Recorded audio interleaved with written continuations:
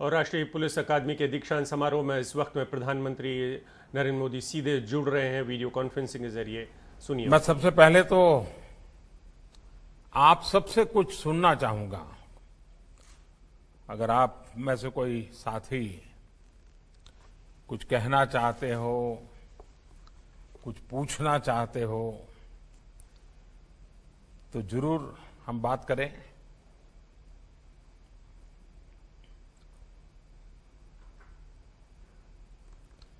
कौन शुरू कर रहा है आप में से?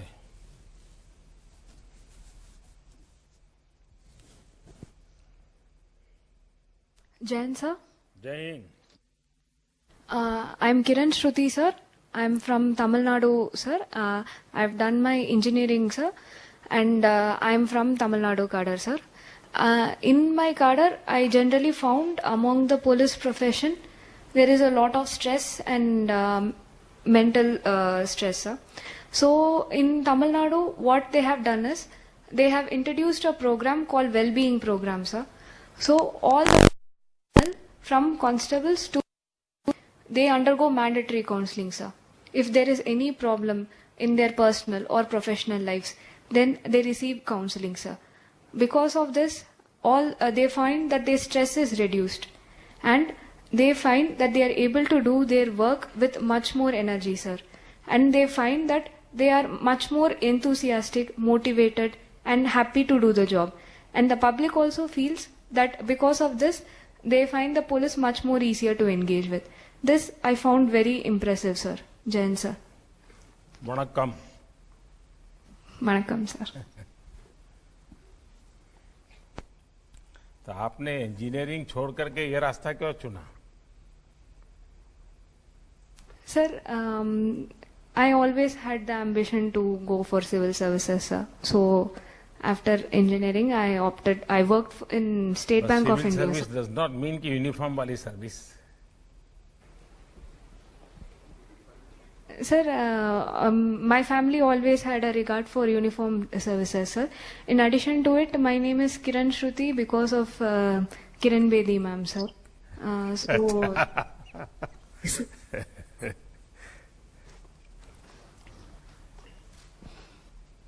आपने एक नया विषय बताया, मुझे लगता है जो बाकी आपके साथी हैं उनको भी वेल बीइंग ऑफ कैडर, कोई न कोई इंस्टीट्यूशनल व्यवस्था, मैं समझता हूं ये एक अच्छा प्रयोग है, क्योंकि सिर्फ पुलिस नहीं, कोई भी काम। अब बैठिए बेटा। कोई भी काम आज की जिंदगी में इतनी आपाधापी है और जिसके कारण तनाव भी रहता है, वर्कलोड भी रहता है, प्रेशर रहता है और हर किसी को रहता है। किसान को भी जब खेत में काम करता है और अपेक्षा से ज्यादा बारिश हो गई तो एकदम से तनाव के माहौल में काम करना पड़ता है। कम हो गई तो भी चिंता रहती है। तो ये जीवन का ये हिस्सा है, लेकिन ये ऐसी चीज नहीं है कि जिसको मैनेज न किया जा सके। और अगर साइंटिफिक तरीके से अपने व्यक्तित्व को, अपनी क्षमताओं को और अपनी जिम्मेवारियों को अगर बहुत संतुलित तरीके से समझ करके हम व्यवस्था करते हैं तो आप देखिए, आप बड़ी आसानी से चीजों को मैनेज कर सकते हैं। ये बात सही है कि आप लोगों का क्षेत्र ऐसा है कि जिसमें अनएक्सपेक्टेड बहुत कुछ आ जाता है और उसके लिए खुद को हमेशा तैयार रखना पड़ता है और इसके लिए रेगुलरली ट्रेनिंग होना जरूरी है। मैं आप लोगों से आग्रह करूंगा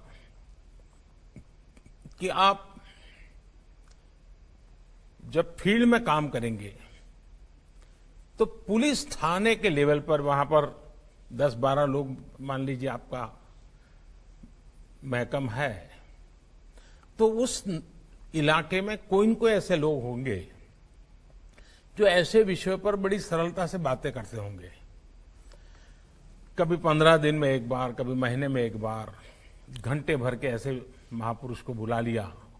अच्छे टीचर हो सकते हैं, कोई और अच्छे ज्ञाता हो सकते हैं, और वे आकर के ऐसे विषयों पर आपसे गपशप करें, बातें करें।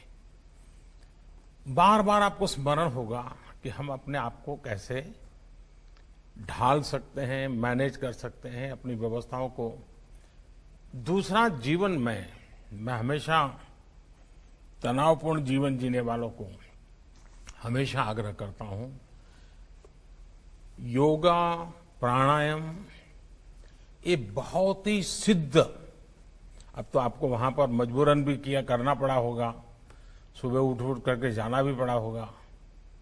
मैंने भी उस मैदान में योगा किया हुआ है जिस मैदान में आप लोग करते हैं।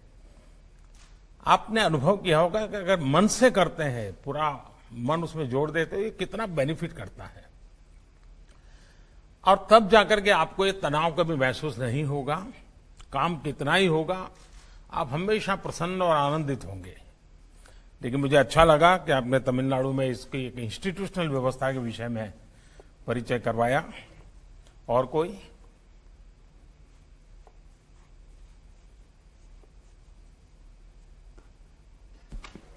जय हिंद सर।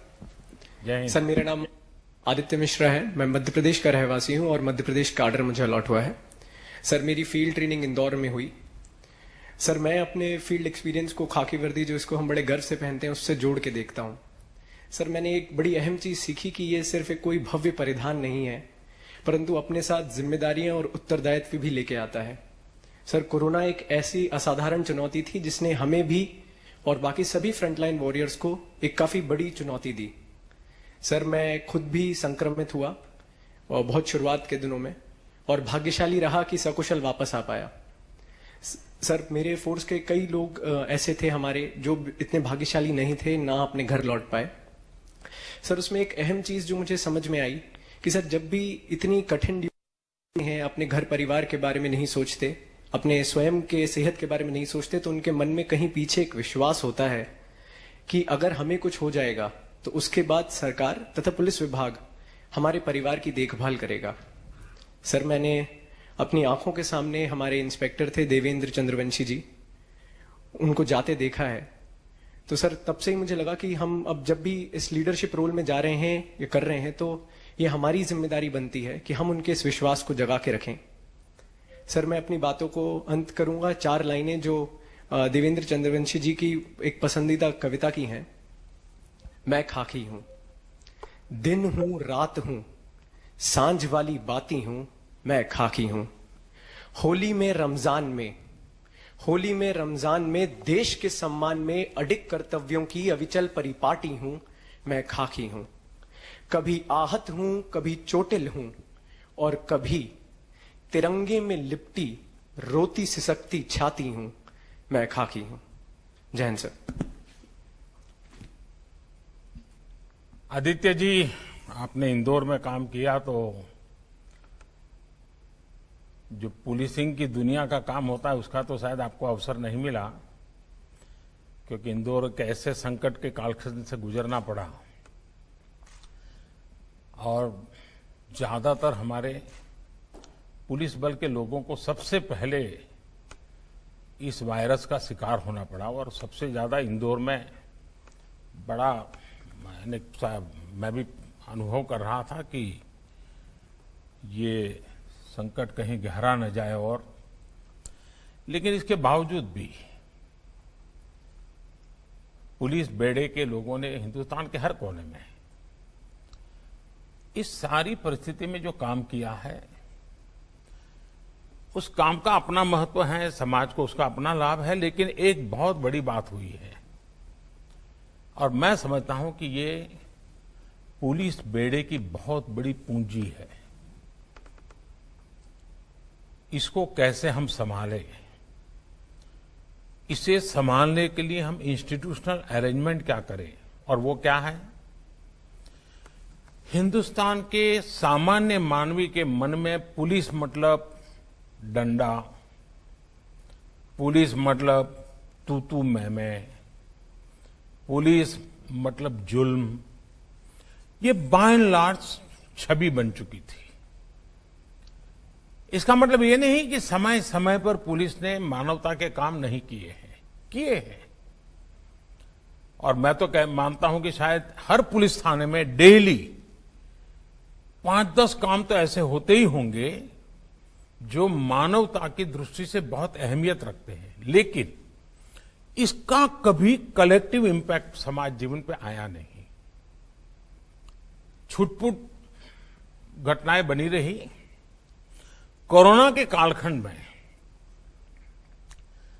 देश के हर कोने में खाकी वर्दी के लोग जब गीत गाते हैं, गीतों के द्वारा लोगों को शिक्षित करने का प्रयास करते हैं, खाकी वर्दी के लोग फुटपाथ पर बैठे हुए लोगों को खाना पहुंचा रहे हैं, पानी पहुंचा रहे हैं, खुद रिस्क लेकर के कोरोना के मरीज को ले जाते हैं, ये दृश्य देश ने देखे हैं। एक मानवीय चेहरा हमारी खाकी वर्दी का लोगों के मन में स्थिर हो चुका है। अब हम लोगों का जिम्मा है कि कोरोना वायरस के संकट के काल में भी जिस प्रकार से खाकी वर्दी का जो भीतर पड़ा हुआ मानवता का अंश था, जो कभी कभी टुकड़ों में दिखता था, वो एक संगठित स्वरूप में नजर आया है। ये बहुत बड़ी पूंजी है। मैं तो चाहूंगा कि हर पुलिस थाने में, वहां की स्कूलों के माध्यम से, कि कोरोना के कालखंड में हमारे इलाके के पुलिस के लोगों ने कैसे मदद की, हस्तलिखित अंक तैयार करें, थाने को आकर के भेंट दें। आप देखिए ये विरासत बन जाएगी और देश भर के हर पुलिस थाने से वहां पर कोरोना काल में मानवता के जो काम हुए हैं उसको अगर हम लिख लें, फिर उसको ऑनलाइन व्यवस्था करें, आप देखिए ये एक आपकी बहुत बड़ी अमानत बन जाएगी। और फिर पुलिस विभाग में पुराने लोग होंगे, वो भी, जो नई पीढ़ी होगी वो भी, और भविष्य की पीढ़ी होगी भी, उसको भी लगेगा कि मानवीय व्यवहार की ताकत बहुत बड़ी होती है। और मुझे विश्वास है कि इस कोरोना कालखंड में आप लोग, क्योंकि उसी समय आपको फील्ड में जाने का मौका मिला, लेकिन आपके सामने वही काम रहा। आप उसमें से जो अच्छी बातें हैं लोगों को पहुंचाएंगे, और खाकी के प्रति गर्व होना ये बहुत अनिवार्य है। खाकी से रौब नहीं, खाकी से गर्व होना चाहिए। खाकी के सम्मान को मैं कभी झुकने नहीं दूंगा। जितना भाव मेरे मन में तिरंगे के प्रति होता है, वैसा ही भाव मेरे भीतर मेरे यूनिफॉर्म के लिए भी होना चाहिए। और ये आप देखिए इतनी बड़ी ताकत, तो मेरी आप सबको इस विषय में तो बहुत शुभकामनाएं रहेगी।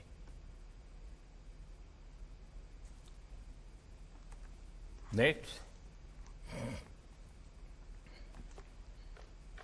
जय हिंद सर। जय हिंद भैया। सर मेरा नाम पार्थप्रतिम दास है। मैं जोरहाट डिस्ट्रिक्ट असम से रहने वाला हूँ। मुझे असम मेघालय कैडर एलोकेट हुआ है।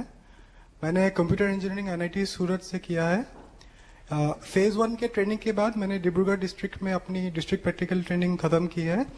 और कोरोना आउटब्रेक के बाद सर, जब भारत सरकार ने मूवमेंट ऑफ स्ट्रैंडेड पैसेंजर्स का गाइडलाइंस निकाला, तब मुझे डिप्यूट किया गया था कोकराझार में असम बंगाल बॉर्डर लोगों के मूवमेंट को मैनेज करने के लिए। तब सर जो रजिस्ट्रेशन प्रोसेस और जो व्हीकल्स आती थी उनका रजिस्ट्रेशन हम करते थे, और एक डेटाबेस हमने बनाया था गुवाहाटी में, ताकि लोगों का ट्रेसिंग हो सके। सर वहां पे कुछ चैलेंजेस जो हमने फेस किए हैं, लोग हजारों किलोमीटर साइकिल से चल के वहां आते थे, तो वहां पे हमने काफी अच्छी सर्विस प्रोवाइड की थी। लोगों को खाना पहुंचाया था। जो चल के आए थे उनको बसेस में रेस्पेक्टिव रीजनल सीटिंग सेंटर्स में हमने भेजा था।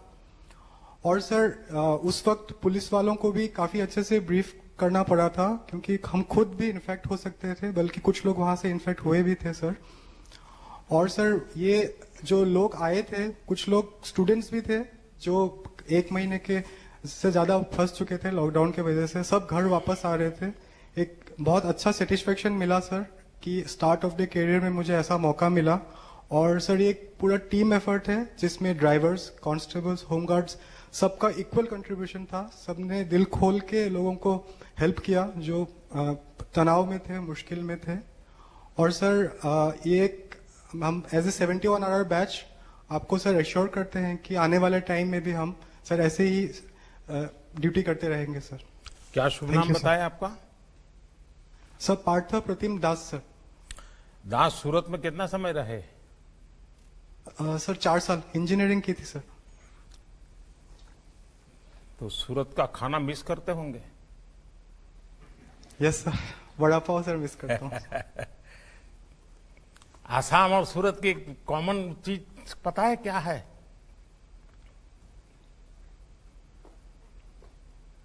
सर इतना ध्यान में सर ध्यान नहीं गया। नहीं है। देखिए, असम के लोग स की जगह पे ह बोलते हैं और सूरत वाले भी स की जगह पे ह बोलते हैं। वो पैसा नहीं बोलते, पहिया बोलते हैं। जैसे आप असम को अहम बोलते हैं तो वे भी स को ह बोलते हैं।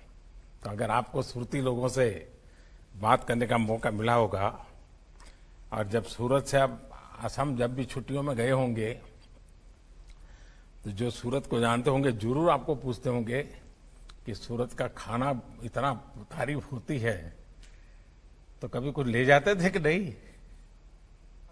कुछ कुछ ले जाता था सर, खाकड़ा, पापड़ी ये सब लेके जाता था घर पे।